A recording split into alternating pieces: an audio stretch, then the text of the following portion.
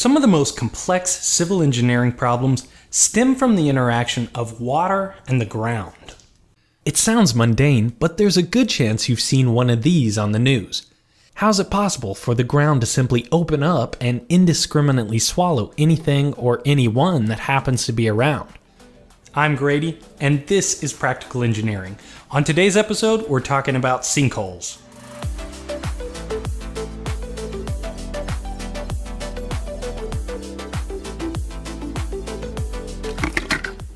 This video is sponsored in part by Blue Apron. More on that later.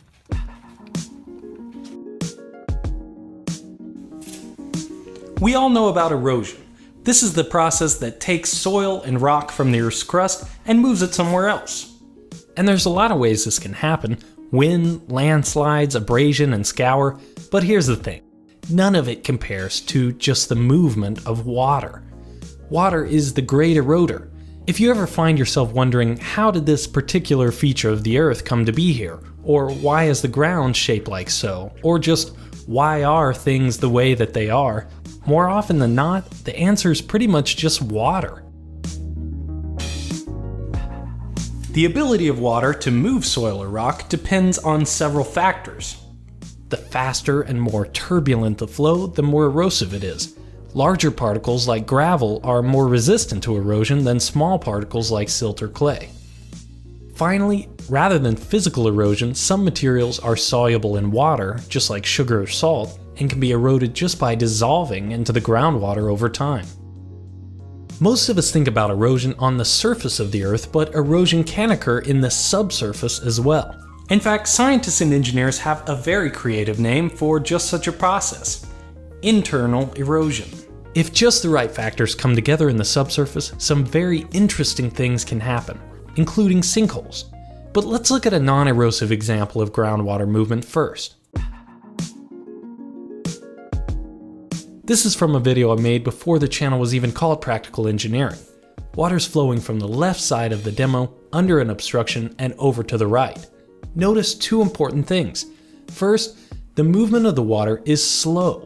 There's not a lot of open space between all that sand, so it takes time for water to flow through it. Second, the sand is confined. Even if it wanted to move, there would be nowhere for it to go. If those two conditions go away, that's when sinkholes happen. Most natural sinkholes occur in areas with large deposits of carbonate rocks like limestone. Over long periods of time, groundwater flowing through the subsurface can dissolve this rock, creating voids and open tunnels. In fact, this is how most caves are formed. These tunnels and voids create a significant change in the character of groundwater flow. First, they allow water to flow quickly, just like it would through a pipe, making it more erosive. Secondly, they create a space for soil to wash away into. With those two conditions, any soil overlying a dissolution feature runs the risk of eroding away from the inside, eventually leading to a sinkhole. But not every sinkhole is formed through natural processes. In fact, many of the most famous sinkholes in recent times have been human-created. Just like a cave dissolved into the bedrock can act like a pipe and allow groundwater to carry away soil, an actual pipe can do the same thing. And actual pipes aren't limited to areas with specific geology. If you could take a look into the subsurface of any urban area, you'd see miles and miles of water, sewer, and stormwater drainage pipes. Unfortunately, we can't see into the ground, so I built this demonstration so we can see for ourselves how this works.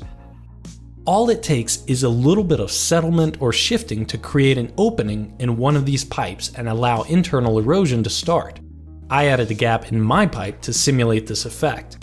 Water moving through this pipe is able to dislodge the adjacent soil and carry it away. Notice there's no signal on the surface that anything is awry. As more soil is washed away, the subsurface void grows. Depending on all those soil properties we talked about earlier, this process can take days to years before anyone notices. Many of our subsurface utilities are placed directly below roadways, and the paving often acts as a final bridge above the sinkhole, hiding the void below. It's only a matter of time before everything above is swallowed up. Sinkholes aren't the only problem caused by internal erosion. A specific type of internal erosion called piping is the most common cause of failure for earthen levees and dams, including Teton Dam in Idaho, which killed 11 people and caused billions of dollars of damage when it failed in 1976. Maybe I'll build a piping demo someday for a separate video. Internal erosion can be a natural process, but sometimes sinkholes form due to bad decisions, bad construction, or just bad luck, with human-made infrastructure as well. It's just one of the many complex failure modes that civil engineers have to consider when designing any structure that might interact with water, the great eroder. Thank you for watching, and let me know what you think. Big thanks to Blue Apron for sponsoring this video.